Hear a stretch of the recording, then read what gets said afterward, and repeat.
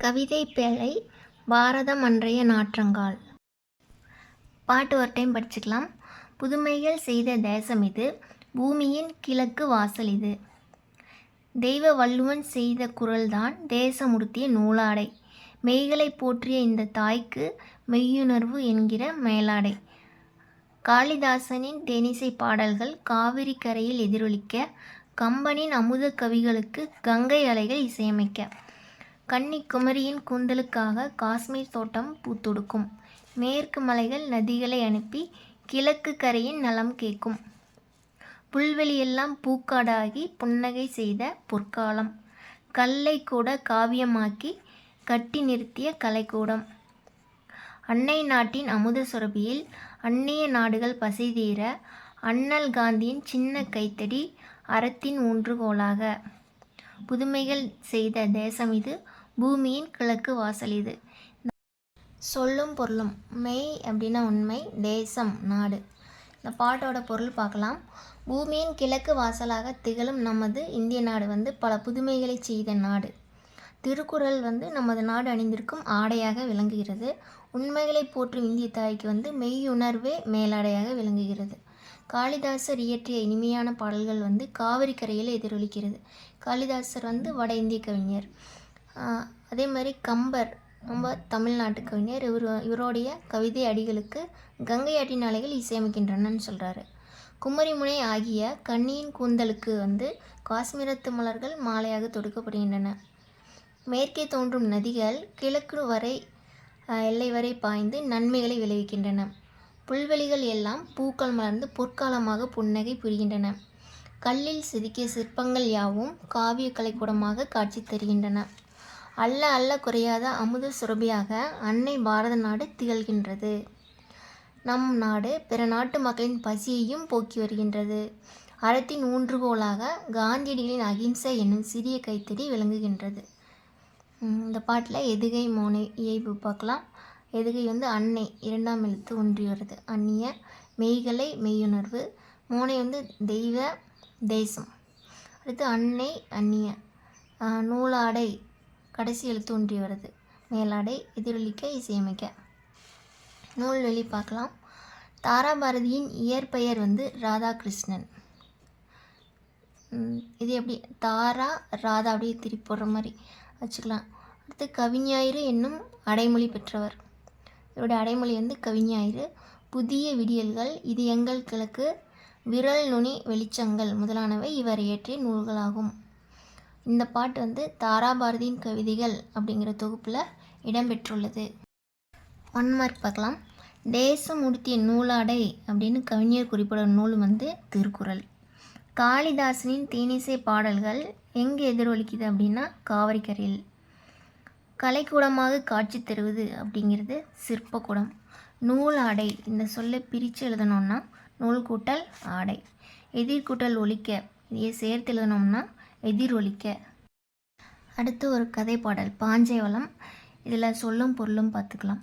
சூரன் அப்படின்னா வீரன், பொக்கிசம் அப்படிங்கிறது செல்வம், சாஸ்தி அப்படின்னா மிகுதி, விஸ்தாரம் அப்படிங்கிறது பெரும்பரப்பு, வாரணம் யானை, பரினா குதிரை, சிங்காரம் அப்படின்னா அழகு, கமுகு அப்படின்னா பாக்கு. இந்த பாடலின் பொருள் மட்டும் பார்த்துக்கலாம். குறையில்லாத வீரனாகிய கட்டபொம்மன் இருந்து ஆட்சி செய்யும் பாஞ்சாலங்குறிச்சியின் வளங்களை கூறுகின்றேன். அந்நாட்டின் வளத்தையும் பாஞ்சாலங்குறிச்சி கோட்டையின் வளத்தையும் கேளுங்கள். அந்நகரில் பல சுற்றுகளாக கோட்டைகள் இருக்கும். அவை மதில்களால் சூழப்பட்டவையாக மிகவும் வலிமையாக கட்டப்பட்டிருக்குமா.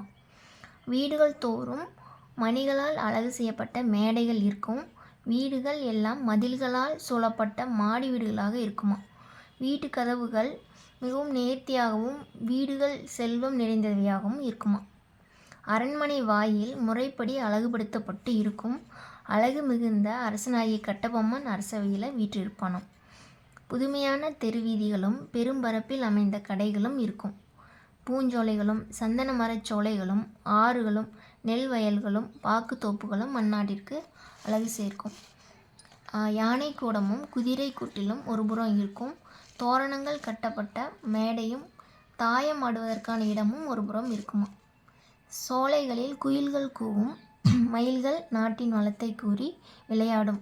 அன்பு வளரும் நாடாகிய பாஞ்சாலங்குறிச்சியில் நிகழும் சில விந்தைகளை சொல்கிறேன்.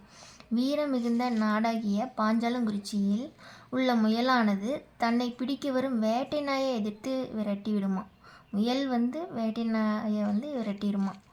பசுவும் புலியும் நீர்நிலையின் ஒரே துறையில் நின்று பால் போன்ற தண்ணீரை குடிக்குமா. தண்ணி எப்படி இருக்குன்னா பால் போல் இருக்கா. அதே மாதிரி பசுவும் புலியும் ஒன்றா இருக்குமா அப்படின்னு சொல்கிறாங்க. மன்னன் கட்டபொம்மனின் பெயரை சொன்னால் கறந்து வைத்த பாலை கூட காகம் குடிக்காதம்மா. சக்கமாதேவி பாஞ்சாலங்குறிச்சிக்கு திருவாக்கு அருள்வாள் இப்படி சொல்கிறாங்க. அடுத்து நூல்வெளி பார்க்கலாம். கட்டபொம்மன் கதைப்பாடல்கள் பல வடிவங்களில் வழங்கி வருகின்றன. அவை பலரால் பதிப்பிக்கப்பட்டுள்ளன. நம் பாடப்பகுதி வானமாமலை தொகுத்து வெளியிட்டுள்ள வீரபாண்டிய கட்டபொம்மன் கதைப்பாடல் அப்படிங்கிற நூலில் இருந்து இதை எடுத்திருக்காங்க. வானமாமலை வீரபாண்டிய கட்டபொம்மன் கதைப்பாடல். 1 மார்க் பார்க்கலாம். ஊர்வலத்தின் முன்னால் அசைந்து வந்தது என்ன அப்படின்னா வாரணம். பாஞ்சாலங்குறிச்சியில் முயல் நாயை விரட்டிடும். மெத்தை வீடு அப்படிங்கிறது மாடி வீடு. பூட்டுங்கதவுகள் இந்த சொல்லை பிரித்து எழுதணுன்னா பூட்டும் கூட்டல் கதவுகள். தோரண மேடை இந்த சொல்லை பிரித்து எழுதணுன்னா தோரணம் கூட்டல் மேடை. வாசல் கூட்டல் அலங்காரம் இதை சேர்த்து எழுதணுன்னா வாசல் அலங்காரம். பொறுத்துக்க பார்க்கலாம். பொக்கிசம் அப்படின்னா செல்வம், சாஸ்தி அப்படின்னா மிகுதி, விஸ்தாரம்னா பெரும்பரப்பு, சிங்காரம்னா அழகு. தமிழ்நாட்டில் காந்தி இந்த பாக்ஸை பார்த்துக்கலாம். காந்தியடிகள் இந்திய விடுதலைக்கு பாடுபட்டவர் என்பதை நாடு நன்கு அறியும். பெண்கள் முன்னேற்றம், சமுதாய மறுமலர்ச்சி, தீண்டாமை ஒழிப்பு முதலியவற்றுக்காகவும் அவர் பாடுபட்டிருக்காரு. எளிமையை ஒரு அறமாக போற்றினார். இந்தியாவில் அவர் காலடி படாத இடமே இல்லை. தமிழ்நாட்டின் மீதும் தமிழ் மொழியின் மீதும் காந்தியடிகள் கொண்ட பற்றினை பார்க்கலாம் இந்த பாடத்தில். இதுதான் மதுரையில் இருக்கக்கூடிய காந்தி அருங்காட்சியகம் பார்க்கலாம். காந்தியடிகளுக்கு தமிழ்நாட்டின் மீதும் தமிழ் மக்கள் மீதும் மிகுந்த அன்பு உண்டு. அவர் பலமுறை தமிழ்நாட்டில் பயணம் செய்துள்ளார். அப்போது சுவையான பல நிகழ்வுகள் நடந்துள்ளன. அவற்றில் சிலவற்றை பார்க்கலாம். 1919ஆம் ஆண்டு பிப்ரவரி மாதம் காந்தியடிகள் சென்னைக்கு வந்தார். அப்போது ஆங்கில அரசு ரவுலட் சட்டம் என்னும் கடுமையான சட்டத்தை நடைமுறைப்படுத்தி இருந்துச்சு. அதனை எதிர்த்து பெரிய போராட்டத்தை நடத்த காந்தியடிகள் திட்டமிட்டார். அதை பற்றிய கருத்தாய்வு கூட்டம் எங்கே நடந்துச்சுன்னா ராஜாஜியின் வீட்டில் நடைபெற்றது. காந்தியடிகள் அங்கே ஒரு மெத்தையில் அமர்ந்திருந்தார். அவருக்கு அருகில் ராஜாஜியும் மற்ற தலைவர்களும் நின்று கொண்டு இருந்தாங்க. அப்போது அங்கு வந்த பாரதியார் விரைந்து சென்று காந்தியடிகளின் அருகில் அமர்ந்தார். திரு காந்தி அவர்களே, நான் இன்று மாலை ஒரு பொதுக்கூட்டத்திற்கு ஏற்பாடு செய்துள்ளேன். அதற்கு தாங்கள் தலைமை தாங்க முடியுமா அப்படின்னு பாரதியார் கேட்குறாரு. இன்று எனக்கு வேறு பணி இருக்கிறது. உங்கள் பொதுக்கூட்டத்தை நாளை நடத்த முடியுமா அப்படின்னு காந்தி கேட்குறாரு. அது முடியாது. திட்டமிட்டபடி கூட்டம் நடக்கும். தாங்கள் தொடங்க போகும் இயக்கத்துக்கு என் வாழ்த்துக்கள் அப்படின்னு சொல்லிட்டு பாரதியார் போய் வருகிறேன்னு சொல்லிட்டு போயிட்டாரு. அவர் சென்றதும் இவர் யார் அப்படின்னு காந்தி வியப்பாக கேட்குறாரு. இவர் எங்கள் தமிழ்நாட்டு கவிஞர் அப்படின்னு ராஜாஜி சொல்கிறாரு. அப்படியா, இவரை பத்திரமாக பாதுகாக்க வேண்டும் அப்படிங்கிறார் காந்தி. இந்நிகழ்ச்சியின் மூலம் பாரதியார் பற்றிய காந்தியடிகளின் மதிப்பீட்டை அறியலாம். 1921ஆம் ஆண்டு செப்டம்பர் மாதத்தில் காந்தியடிகள் தமிழ்நாட்டுக்கு வர்றாரு. அப்போது புகை வண்டியில் மதுரைக்கு செல்கிறாரு. செல்லும் வழியில் பெரும்பாலான மக்கள் இடுப்பில் ஒரு துண்டு மட்டுமே அணிந்து இருப்பதை கண்டார். அப்போது காந்தியடிகள் நீளமான வேட்டி, மேல் சட்டை, பெரிய தலைப்பாகை அணிவதை வழக்கமாக கொண்டிருந்தார். பெரும்பாலான இந்தியர்கள் போதிய உடைகள் இல்லாமல் இருக்கிறார்கள். தான் மட்டும் இவ்வளவு துணிகளை அணிவதா அப்படின்னு சிந்திக்கிறார். அன்று முதல் வேட்டியும் துண்டும் மட்டுமே அணிய தொடங்கினார். அவரது தோற்றத்தில் மிகப்பெரிய மாற்றத்தை ஏற்படுத்திய பெருமை தமிழ்நாட்டுக்கு உண்டு. அந்த கோலத்திலேயே தம் வாழ்நாள் முழுவதும் இருந்தார். உலகம் போற்றிய எளிமை திருக்கோலம் இது. காந்தியடிகள் ஒருமுறை காரைக்குடியைச் சுற்றியுள்ள ஊர்களில் சுற்றுப்பயணம் செய்தார். அப்போது கானாடு காத்தான் அப்படிங்கிற ஊரில் அன்பர் ஒருவர் வீட்டில் தங்கியிருக்கிறாரு. அந்த வீடு மிகவும் ஆடம்பரமாக இருந்தது. வீட்டில் எங்கு பார்த்தாலும் வெளிநாட்டு அலங்கார பொருட்கள் நிறைந்து இருந்தன. காந்தியடிகள் அந்த அன்பரிடம், உங்கள் வீட்டை வெளிநாட்டு பொருள்களால் அழகு செய்து இருக்கிறீர்கள். அதற்கு செலவு செய்த பணத்தில் 10ல் 1 பங்கு பணத்தை என்னிடம் கொடுத்தால் போதும். இதைவிட அழகாக செய்து விடுவேன் அப்படின்னு சொல்கிறாரு. அதனை கேட்டு அவர் தலைகுனிறாரு. அந்த வீட்டுக்கு காந்தியடிகள் மறுமுறை வந்தபோது அங்கே வெளிநாட்டு பொருள்கள் ஒன்று கூட இல்லை. காந்தியடிகள் மகிழ்வுடன் அவரை பாராட்டுறாரு. அடுத்து காந்தியடிகள் ஒரு முறை மதுரையில் தங்கி இருக்கிறாரு. மீனாட்சி அம்மன் கோவிலுக்கு சென்று வரலாம் என்று தலைவர்கள் அவரை அழைத்தனர். அந்த கோவிலுக்குள் செல்றதுக்கு எல்லா மக்களுக்கும் அனுமதி உண்டா அப்படின்னு காந்தியடிகள் கேட்குறாரு. அங்கே இருந்தவர்கள் இல்லை அப்படிங்கிறாங்க. அப்படின்னா அங்கே நான் வரமாட்டேன் அப்படின்னு சொல்கிறாரு. பல ஆண்டுகளுக்கு பிறகு அந்த கோவிலுக்குள் செல்ல அனைவருக்கும் உரிமை உண்டு அப்படின்னு அறிவிக்கிறாங்க. அதன் பிறகு மதுரைக்கு வந்தபோது தான் காந்தியடிகள் மீனாட்சி அம்மன் கோவிலுக்குள்ளே போகிறாரு. இதே போன்ற நிகழ்ச்சி குற்றாலத்திலும் நடைபெற்றுச்சு. குற்றால அருவியில் நீராட அனைவருக்கும் உரிமை அளிக்கப்பட்டு இருந்தது. ஆனால் அருவிக்கு செல்லும் வழியில் ஒரு கோயில் இருந்தது. அதன் வழியாக செல்ல ஒரு சாராருக்கு தடை இருந்துச்சாம். எனவே அனைவரும் அருவியில் நீராட முடியாத நிலை இருந்தது. அதனை அறிந்த காந்தியடிகள் குற்றால அருவியில் நீராட மறுத்துவிட்டார். மனிதர்களிடம் உயர்வு தாழ்வு பாராட்டக்கூடாது என்பதில் காந்தியடிகள் உறுதியாக இருந்ததை இதன் மூலம் அறிய முடியுது. காந்தியடிகள் தமக்கும் தமிழுக்கும் உள்ள தொடர்பை பற்றி பலமுறை கூறியுள்ளார். தென்னாப்பிரிக்காவில் வாழ்ந்த காலத்தில் தமிழ் மொழியை கற்க தொடங்கியதாக கூறியிருக்கிறாரு. தென்னாப்பிரிக்காவில் இருந்தார்ல, அப்போ தமிழ் மொழியை கற்க தொடங்கியிருக்கிறாரு. ஜியு போப் எழுதிய தமிழ் கையேடு தம்மை கவர்ந்ததாகவும் குறிப்பிட்டுள்ளார். திருக்குறள் அவரை பெரிதும் கவர்ந்த நூலாகும். அடுத்து 1937ஆம் ஆண்டு சென்னையில் இலக்கிய மாநாடு ஒன்று நடைபெற்றது. அம்மாநாட்டுக்கு காந்தியடிகள் தலைமை வகித்தார். உவே சாமிநாதர் வரவேற்பு குழு தலைவராக இருந்தார்.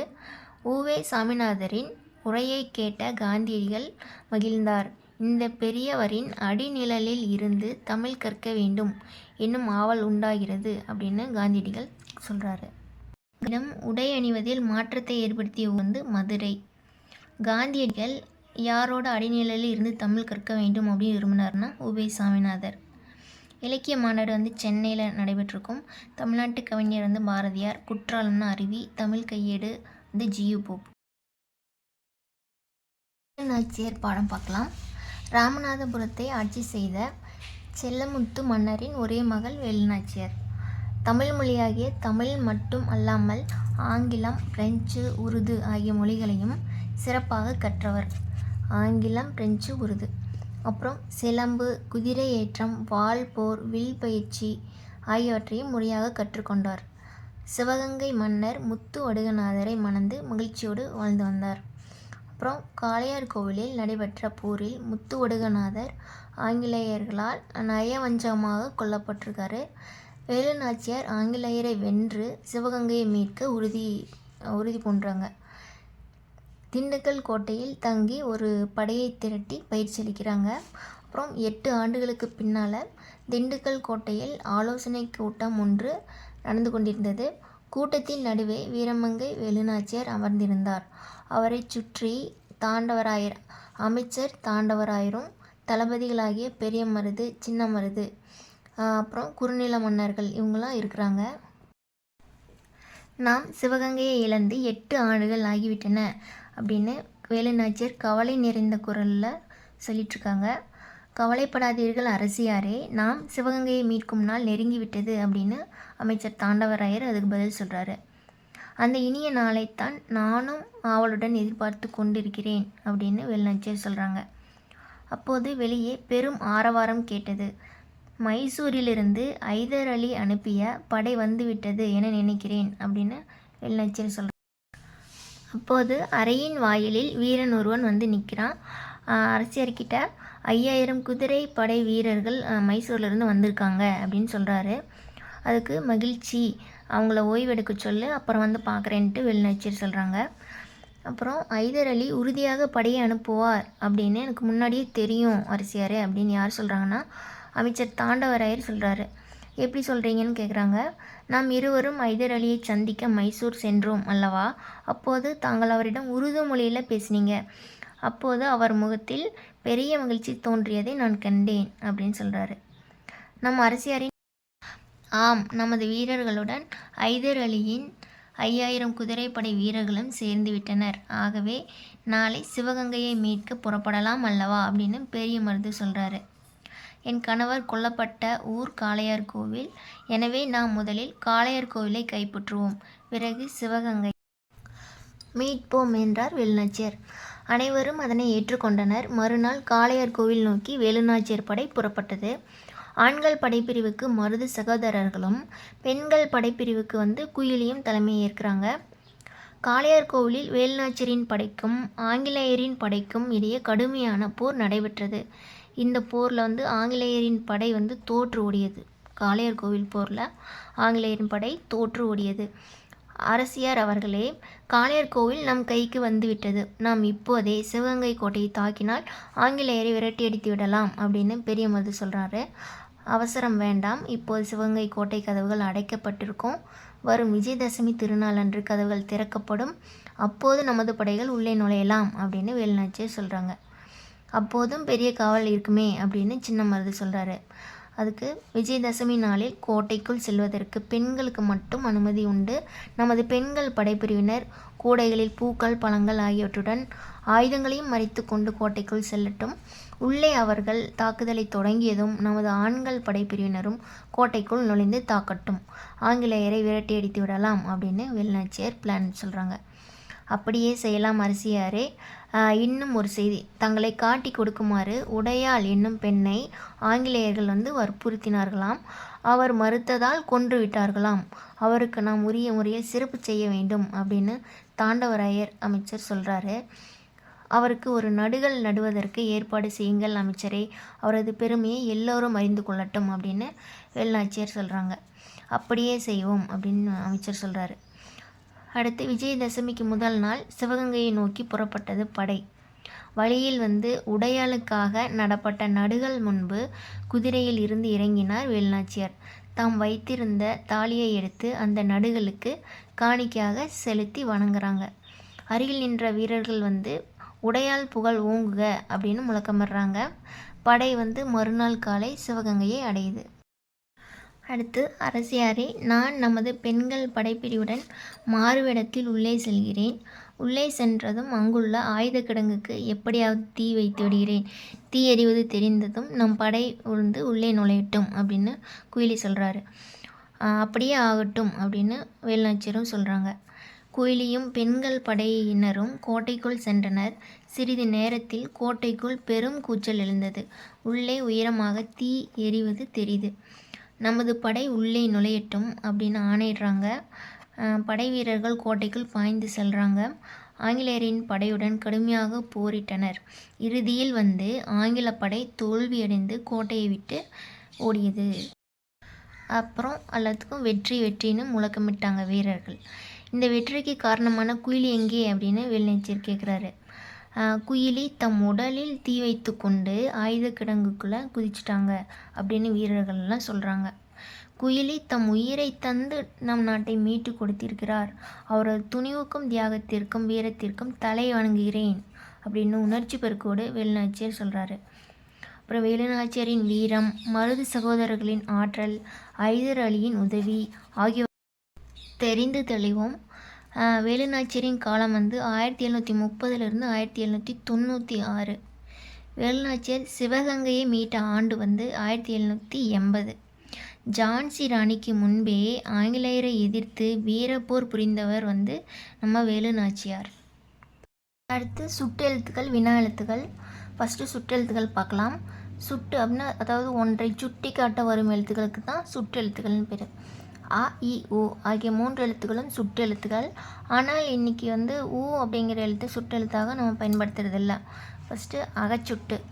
இவன், அவன், இது, அது இச்சொற்களில் உள்ள சுட்டு எழுத்துக்களை நீக்கினால் பிற எழுத்துக்கள் பொருள் தருவதில்லை.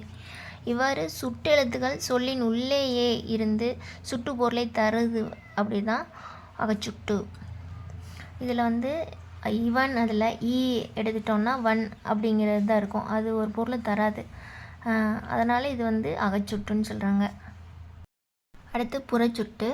அவ்வானம், இம்மலை, இந்நூல் இச்சொற்களில் உள்ள சுட்டு எழுத்துக்களை நீக்கினாலுமே பிற எழுத்துக்கள் பொருள் தரும். அதாவது அவ்வானம், இதில் வந்து ஆ எடுத்துட்டோம் அப்படின்னா மீதி வானம் அப்படிங்கிறது இருக்கும். இதில் ஈ எடுத்துட்டோம்னா மலை அப்படிங்கிற ஒரு பொருளை தரும். இவ்வாறு சுட்டு எழுத்துக்கள் சொல்லின் வெளியே இருந்து சுட்டு பொருளை தருவது தான் புறச்சுட்டு. அடுத்து அண்மை சுட்டு. இவர், இவன், இது, இவை, இம்மரம், இவ்வீடு இச்சொற்கள் நம் அருகில் அண்மையில் இருக்கிறத சுட்டுது. எனவே இது அண்மை சுட்டு எனப்படும். அண்மை சுட்டுக்குரிய எழுத்து ஈ. அதே மாதிரி செய்மை சுட்டு. அவள், அவர், அது, அவை, அவ்வீடு, அம்மரம் இச்சொற்களில் வந்து தொலைவில் இருக்கிறத சொல்கிறது. அதனால் இது வந்து செய்மை சுட்டு. தொலைவில்னா செய்மையில் செய்மை சுட்டுன்னு சொல்கிறோம். செய்மை சுட்டுக்குரிய எழுத்து வந்து ஆ. அண்மை சுட்டுக்கு வந்து ஈ, செய்மை சுட்டுக்கு வந்து ஆ. தெரிந்து தெளிவோம். அருகில் உள்ளவற்றுக்கும் தொலைவில் உள்ளவற்றிற்கும் இடையில் இருப்பதை சுட்டி காட்ட ஊ அப்படிங்கிற சுற்றெழுத்து அந்த காலத்தில் பயன்படுத்தியிருக்காங்க. எடுத்துக்காட்டு உது, உவன், உப்பக்கம். இதெல்லாம் இப்போ இல்லை. அடுத்து சுட்டு திரிபு. அம்மரம், இவ்வீடு ஆகியவை புறச்சுட்டுகள் அப்படின்னு நம்மளுக்கு தெரியும். இச்சொற்கள் அந்த மரம், இந்த வீடு அப்படின்னும் நம்ம சொல்லுவோம். ஆ, இ ஆகிய சுற்றெழுத்துக்கள் மாற்றம் பெற்று ஆ அப்படிங்கிறது வந்து அந்த இந்தன்னு மாற்றம் பெற்று வருது.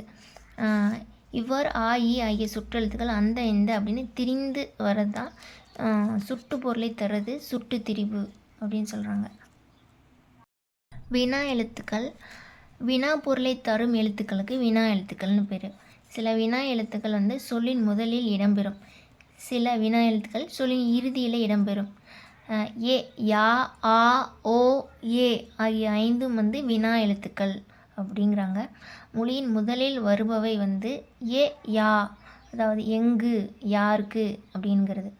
மொழியின் இறுதியில் வர்றது வந்து ஆ, ஓ, பேசலாமா, தெரியுமோ, கொஸ்டினாக கேட்குறது. மொழி முதலிலும் இறுதியிலும் வருது எதுன்னா ஏ. ஏன்ட்டு ஃபஸ்ட்டே வருது, நீதானே கடைசியாகவும் வருது. அடுத்து அகவினா. எது, யார், ஏன் இச்சொற்களில் உள்ள வினா எழுத்துக்களை நீக்கினால் பிற எழுத்துக்களுக்கு பொருள் இல்லை. அந்த வினா எழுத்தை நீக்கிட்டோம்னா மீதி இருக்கிற எழுத்துக்கு பொருளே இல்லை. இவ்வாறு வினா எழுத்துக்கள் சொல்லின் அகத்தே இருந்து வினா பொருளை தருது தான் அகவினா எனப்படும். புறவினா. அவனா, வருவானோ இச்சொற்களில் உள்ள ஆ, ஓ ஆகிய வினா எழுத்துக்களை நீக்கினாலும் பிற எழுத்துக்கள் பொருள் தரும். இதில் வந்து அவனா, ஆ அப்படிங்கிற இதை நீக்கிட்டோம்னா அவன் அப்படிங்கிற வரும். வருவானோ, ஓ அப்படிங்கிற இடத்த வருவான், அந்த மாதிரி ஒரு பொருள் தரும். இவ்வாறு வினா எழுத்துக்கள் சொல்லின் புறத்தே வந்து வினா பொருளை தருவது புறவினா எனப்படும். இந்த பத்தியை படிச்சுக்கலாம். இந்திய விடுதலைக்கு பாடுபட்டவர்களுள் ஒருவர் வ.உ. சிதம்பரனார். வ.உ.சி. அவர்கள் வந்து தமிழிலும் ஆங்கிலத்திலும் புலமை பெற்றிருந்தார். அவர் வழக்கறிஞர், எழுத்தாளர், பேச்சாளர், தொழில் சங்க தலைவர் என்னும் பன்முகத்தன்மை பெற்றிருந்தார். ஆங்கிலேயரின் கப்பல்களுக்கு போட்டியாக உள்நாட்டு இந்திய கப்பல் நிறுவனத்தையே தொடங்கினார். 1906ஆம் ஆண்டு அக்டோபர் 16ஆம் நாள் சுதேசி நாவாய் சங்கம் அப்படிங்கிற ஒரு கப்பல் நிறுவனத்தையே பதிவு செய்கிறார். எப்போன்னா 1906 அக்டோபர் 16 சுதேசி நாவாய் சங்கம். அடுத்து வ.உ.சி. சென்னைக்கு செல்லும்போது பாரதியாரை சந்திப்பதை வழக்கமாக கொண்டிருந்தார். மேலும் பாரதியார் பாடல்களை வந்து விரும்பி கேட்பார். நாட்டுப்பற்று பேட்ரியட்டிசம், கலைக்கூடம் ஆர்ட் கேலரி, மெய்யுணர்வு நாலேஜ் ஆஃப் ரியாலிட்டி, இலக்கியம் லிட்ரேச்சர்.